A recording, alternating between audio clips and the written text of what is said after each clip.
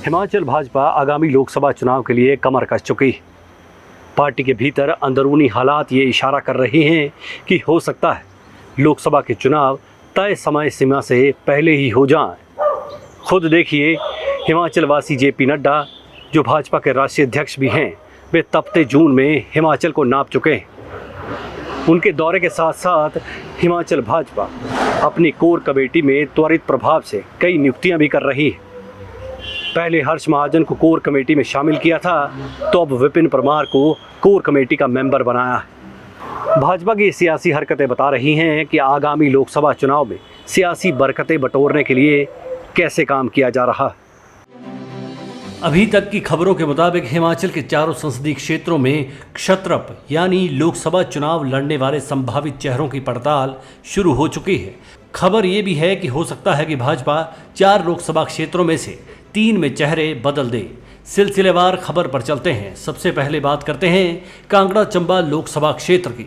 भाजपा के भीतर ये शोर मचा हुआ है कि मौजूदा सांसद और गद्दी समुदाय से संबंधित किशन कपूर की टिकट बदल सकती है। ये शोर इसलिए भी हैरान करने वाला है कि कपूर राष्ट्रीय स्तर पर बीते लोकसभा चुनाव में सबसे अधिक मत प्रतिशत जीते थे। अगर कपूर की टिकट पर बादल छा सकते हैं तो बकाया लोकसभा क्षेत्रों में टिकट बदलाव का अंदेशा हल्के में नहीं लिया जा सकता। कांगड़ा में भाजपा इस बात पर चिंतन कर रही है कि क्या गद्दी समुदाय में ही टिकट की रिप्लेसमेंट कर दी जाए या फिर किसी ब्राह्मण नेता को आगे किया जाए। हालांकि कांगड़ा संसदीय क्षेत्र में राजपूत समुदायों से भी कई तगड़े दावेदार हैं, लेकिन भाजपा की मजबूरी ये हो सकती है कि उसे मंडी में राजपूत कैंडिडेट देना है और हमीरपुर में ऑलरेडी अनुराग ठाकुर बैठे हुए हैं। अगर कांगड़ा में भी किसी राजपूत को टिकट दे दी जाती है तो होगा ये कि संसदीय क्षेत्रों में 3 राजपूत नेता ही सामने आ सकेंगे। भाजपा इस फैक्टर से पहले ही निपटने के मूड में बताई जा रही है। ऐसे में कांगड़ा संसदीय क्षेत्र से पूर्व मुख्यमंत्री शांता कुमार के भक्त राजीव भारद्वाज का नाम रखा गया है। वजह यही बताई जा रही है कि भारद्वाज लंबे समय से संगठन में हैं और आज तक टिकट से वंचित रहे हैं। अगर गद्दी समुदाय के बीच में ही टिकट की अदला बदली होती है तो धर्मशाला से पूर्व विधायक रहे युवा विशाल नेहरिया का नाम बताया जा रहा है। अब अगर शांता कुमार राजीव भारद्वाज की पैरवी करते हैं तो सवाल ये है कि उनकी सुनवाई कितनी होगी, जबकि विशाल नेहरिया के लिए उनकी संगठन के प्रति ईमानदारी सबकी नज़र में है। पारिवारिक झंझावातों से जूझने के बावजूद भी उन्होंने बगावत करके चुनाव नहीं लड़ा था। अब ब्राह्मण खाते से दूसरा नाम प्रदेश के बड़े व्यवसायी और जयराम सरकार के दौरान इस लोकसभा क्षेत्र में खासा नाम कमा चुके मुनीश शर्मा का भी रेस में आ चुका है। हालांकि मुनीश भाजपा की सक्रिय राजनीति से दूर रहे हैं, लेकिन भाजपा की मजबूती के लिए बहुत सारे काम उनके खाते में दर्ज है। कांगड़ा चंबा दोनों जिलों में मुनीश समर्थकों की एक फौज भी मौजूद है। अब बात करते हैं मंडी संसदीय क्षेत्र की। जयराम ठाकुर का ये गृह जिला है और यहाँ भाजपा कितनी मजबूत है, इसका ताज़ा उदाहरण विधानसभा चुनाव में कांग्रेस की हुई हार से पता चल जाता है। हालांकि एक धड़ा ये शोर मचा रहा है कि यहाँ से जयराम ठाकुर को ही मैदान में उतारा जा सकता है, लेकिन भाजपा की मजबूरी ये है कि अगर जयराम ठाकुर को चुनाव में उतारा जाता है तो बकाया प्रदेश में भाजपा का चुनाव प्रसार कौन संभालेगा। अनुराग ठाकुर खुद चुनाव में होंगे तो वे भी बतौर स्टार प्रचारक बकाया हिमाचल का दौरा नहीं कर पाएंगे।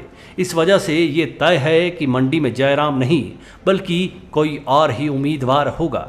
इस लिस्ट में मंडी से 2 राजपूत नेताओं के नाम आ रहे हैं। पहला नाम है राकेश जम्बाल और दूसरा है अजय राणा का। अजय राणा के बारे में तो भाजपा के भीतर यहाँ तक मशहूर हो चुका है कि इनसे बड़ा त्यागी कोई नहीं हो सकता। दशकों से भाजपा के लिए राणा ने खूब मेहनत की हुई है। अजय हर बार उस उम्मीदवार के साथ खड़े रहते हैं जिसको हाईकमान ने टिकट दी थी। तीसरा नाम कंगना रनौत का है, लेकिन कंगना ने अभी तक भाजपा को कोई ऐसा संकेत नहीं दिया है जिससे ये लगे कि वे चुनाव लड़ेंगे। अब बात करते हैं शिमला संसदीय क्षेत्र की। भाजपा के भीतर की खबरें ये बता रही हैं कि अगर मौजूदा सांसद सुरेश कश्यप के लिए टिकट के मामले में कोई कलेश होता है तो यहाँ से डॉक्टर राजीव सैजल के साथ पच्छाद से विधायक रीना कश्यप के नाम चले हुए हैं। रीना की दावेदारी इसलिए थोड़ी हल्की पड़ रही है कि वे अभी विधायक भी हैं, जबकि डॉक्टर राजीव सैजल मामूली अंतर से बीता विधानसभा चुनाव हारे हुए हैं। ऐसे में शिमला भी भाजपा अपने लिए चेहरा बदलकर इसे गरमाने के मूड में नजर आ रही है। भाजपा की रणनीति देखिए, अगर मौजूदा पीढ़ी की बात करें तो अनुराग ठाकुर और जयराम ठाकुर ही फ्रंट फुट पर नजर आ रहे हैं। ऐसे में इन दोनों नेताओं में से किसी एक को भी भाजपा अनसेफ करने के मूड में नहीं है। जयराम ठाकुर की प्रदेश में मौजूदगी का फैक्टर तो हमने आपको पहले ही बता दिया। अनुराग ठाकुर का भी जान लीजिए। हमीरपुर संसदीय क्षेत्र में अनुराग ठाकुर का ही एक अकेला ऐसा कद है जो कांग्रेस के दोहरे कद यानी हमीरपुर संसदीय क्षेत्र से ही सीएम डिप्टी सीएम का मुकाबला कर सकता है। बकाया भाजपा के पास इस संसदीय क्षेत्र में ऐसा कोई चेहरा नहीं है जो सरकार के साथ भिड़ सके। हमीरपुर जिला सुक्खू के पास रहेगा तो ऊना मुकेश के पास। जंग कितनी भयंकर होगी इसका अंदाज़ा आप खबर में बताए गए तथ्यों से लगा सकते हैं। चलिए, लोकसभा की तैयारी तो भगवादारी पूरे जोशो खरोश से कर रहे हैं। अब देखना ये होगा कि होश से काम कौन कौन लेता है। Manish Kaul, black and white news.